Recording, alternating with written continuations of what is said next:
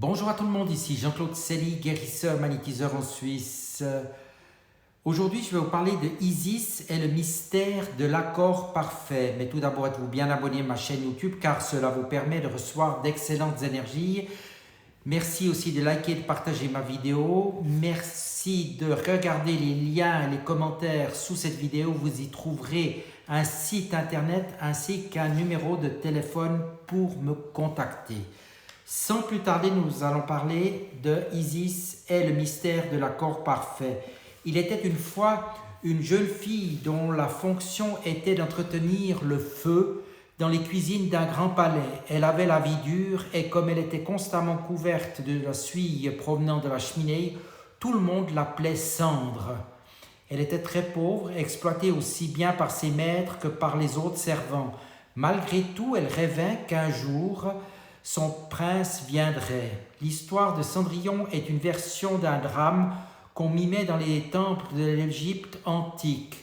Dans la version originale, Cendrillon était couverte de suie car elle était en deuil. Le prince qu'elle attendait était porté disparu, présumé mort. Elle avait parcouru le monde entier à la recherche de sa dépouille et sa quête avait atteint son apogée dans le langage de la pantomime, la scène de transformation, tandis qu'elle a travaillé en qualité de servante dans les cuisines du palais du roi de Syrie. Dans cette version originale, elle s'appelait Isis et son prince Osiris. Osiris était un roi populaire, un grand chasseur qui débarrassait la terre de nombreux monstres qui la ravageaient.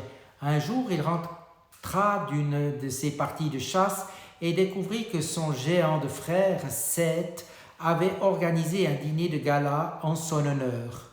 Après le repas, des jeux furent organisés et Seth annonça qu'il avait confectionné un magnifique coffre en bois incrusté d'or, d'argent et de pierres précieuses. Il déclara que quiconque rentrerait parfaitement dedans aurait le droit de le garder. Tour à tour, les invités essayèrent le coffre, mais tous étaient trop gros, trop minces, trop petits ou trop grands. Vint enfin le tour d'Osiris. « Regardez, s'écria-t-il, il est parfaitement à ma taille. Il me va comme la peau dans laquelle je suis né. » Les invités observèrent la scène stupéfaits, mais ils n'étaient pas au bout de leur surprise. Subitement, Seth et ses sbires bondirent et rabattirent le couvercle sur Osiris. Ils le clouèrent, puis colmatèrent chacun des trous avec du plomb. Le coffre s'était transformé en cercueil. Seth et ses hommes l'emportèrent sur les rives du Nil et le jetèrent à l'eau. Il flotta sur le fleuve pendant des jours et des nuits avant de s'échouer sur le rivage. Peu à peu, un tamaris poussa autour du coffre, l'enveloppant de ses branches jusqu'à ce qu'il en soit totalement prisonnier. Plus tard, cet arbre fut abattu pour servir de pilier dans le nouveau palais du roi de Syrie. Folle de douleur, Isis, la jeune épouse d'Osiris, s'était fait couper les cheveux et s'était recouverte de suie. Elle parcourait le monde à la recherche de son mari. Elle finit par se présenter à la cour du roi syrien. Elle ne portait plus aucun des attributs de la royauté et ne put trouver qu'un emploi de bonne à tout faire dans les cuisines du palais. Mais une nuit, elle eut une vision extraordinaire. Elle vit Osiris enfermé dans le vieil arbre qui soutenait la salle centrale du palais. Le lendemain matin, elle se fraya un chemin jusqu'à la salle du trône et réussit à convaincre le roi de sa véritable identité. Ce dernier l'autorisa à tailler dans l'écorce de l'arbre et à ouvrir le cercueil.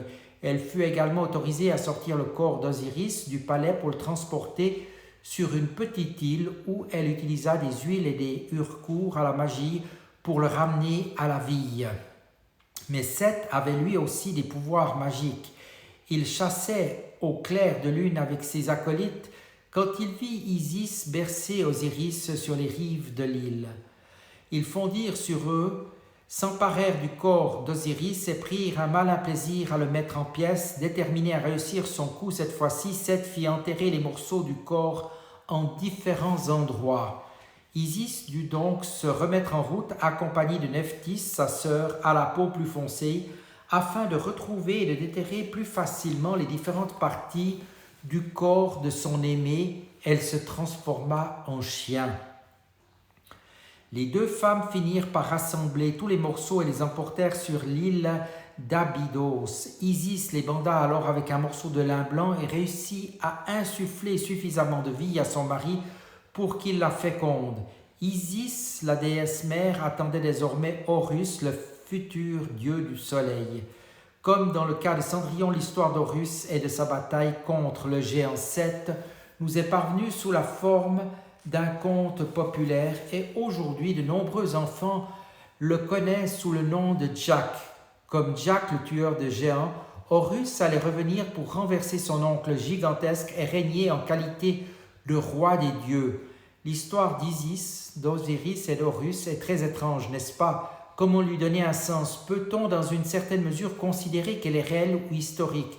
Selon moi, il est possible de commencer à comprendre en racontant à nouveau un autre conte de fées célèbre, La Belle au bois dormant. Il était une fois dans un pays lointain, dans un royaume très heureux, un roi et une reine qui eurent une jolie petite fille. Ravis, ils organisèrent un bal pour célébrer sa naissance. Ils y convièrent l'élite du royaume, dont 6 des 7 fées qui l'habitaient. L'une après l'autre, les 6 fées agitèrent une baguette magique et offrirent un don à la petite fille pour l'aider à avoir une belle vie bien remplie. Mais la 7e fée du royaume, une mauvaise fée, enrageait de ne pas avoir été invitée. Elle apparut dans un éclair au beau milieu du bal et jeta un sort à l'enfant, la condamnant à mort. Elle se piquera le doigt et mourra. C'est sans compter sur l'une des bonnes fées qui s'avançait et se servit de sa magie blanche pour contrer la magie noire de la mauvaise fée. La sentence fut commuée en un profond sommeil, un sommeil sans rêve qui durerait au moins 100 ans et que seul le baiser d'un prince pourrait briser. Le roi et la reine firent disparaître tous les objets métalliques pointus du palais, chaque épingle, aiguille, paire de ciseaux, fourchette et couteau. Le bébé grandit et devint une belle jeune fille avec de longs cheveux sombres et des yeux qui étincelaient lorsqu'elle parlait. Elle était aimée de tous, courtisans comme servants. Un jour, alors qu'elle s'ennuyait à arpenter les couloirs du palais, elle arriva dans une partie qu'elle se souvenait pas avoir déjà visitée. Elle trouva l'entrée d'une tour et monta les escaliers jusqu'au sommet. Là, dans la petite chambre sous les combles, elle tomba sur une vieille femme, toute petite avec un visage doux et de bons yeux qui maniait un fuseau. La princesse s'assit et la regarda faire tout en discutant avec elle. Au bout d'un moment, elle lui demanda si elle pouvait essayer. « Bien sûr, ma chère. » Aïe! Et ce fut ainsi que la princesse tomba à terre comme morte. Un filet de sang s'écoula du bout de son doigt. Le nombre 7 est sacré dans toutes les religions. Les 7 fées de cette histoire devraient donc éveiller notre attention sur le fait que celle-ci a une signification secrète mystique. D'après les enseignements mystiques du monde entier, quand l'esprit quitte le corps après la mort, il s'avère et il s'élève en spirale à travers les 7 sphères planétaires. Parfois, on appelle aussi ces sphères les cieux. Saint Paul a par exemple évoqué le moment où il était ravi au 3e ciel et l'expression 7e ciel provient également de cette tradition. Avant d'atteindre le 7e ciel, l'esprit est réabsorbé dans l'étreinte de Dieu, puis il redescend en spirale alors qu'il retraverse chaque sphère, il reçoit un don de l'ange de la planète correspondante. C'est un don unique, spécial dont il aura besoin dans sa prochaine incarnation s'il veut avoir une vie heureuse et comblée. Ainsi, par exemple, l'esprit humain reçoit l'amour de l'ange de Vénus, l'audace de Mars et ainsi de suite. Mais l'ange de la sphère de Saturne est satanique, c'est la mauvaise fée. Son but est d'endormir l'esprit en l'enfermant à jamais dans le monde matériel. Si l'on garde à l'esprit le fait que dans les contes de fées, la distribution des 6 dons et de la malédiction se passe lors du bal, un moment féerique, on se rend facilement compte de la nature très étrange inversée de ce conte, car on voit désormais que tout ce qui se passe quand la belle au bois dormant semble éveillée, bien vivante, se passe en réalité lorsqu'elle est morte et que ce n'est que lorsqu'elle est en sommeil profond, semblable à la mort, ce qui revient à dire morte dans le monde spirituel, qu'elle est vivante sur terre. Les similarités dans l'histoire de la Belle au bois dormant et celle d'Isis et Osiris sont trop évidentes pour qu'on s'attarde sur le sujet. Quand Osiris est mort, coincé dans son cercueil, il est en réalité vivant sur terre. Ces histoires, comme celles que nous venons de raconter à nouveau, ne parlent pas vraiment de ce qui se passe dans ce monde. En réalité, toutes les histoires que nous avons évoquées jusque-là, le renversement de Saturne par le dieu Soleil, le serpent dans le jardin, la femme araignée, Isis et Osiris, relatent des événements qui se sont produits dans la dimension spirituelle, et ce, pour une très bonne raison. Le monde des objets physiques qui nous est familier aujourd'hui existait à peine à l'époque. Le monde matériel ressemblait alors à un genre de brume, une anomalie confuse, informe et éphémère qui flottait au milieu d'un monde spirituel lumineux et éclatant, totalement formé. Les corps des nymphes, des monstres, des animaux et même des humains s'apparentaient plus à des spectres qu'au genre de créatures enfermées dans un corps solide que nous sommes aujourd'hui. Aussi, en un sens, nous ne pouvons reconsidérer tout ce que nous avons dit jusqu'ici et dire, comme de nombreux conteurs, ce n'est qu'un rêve en fin de compte.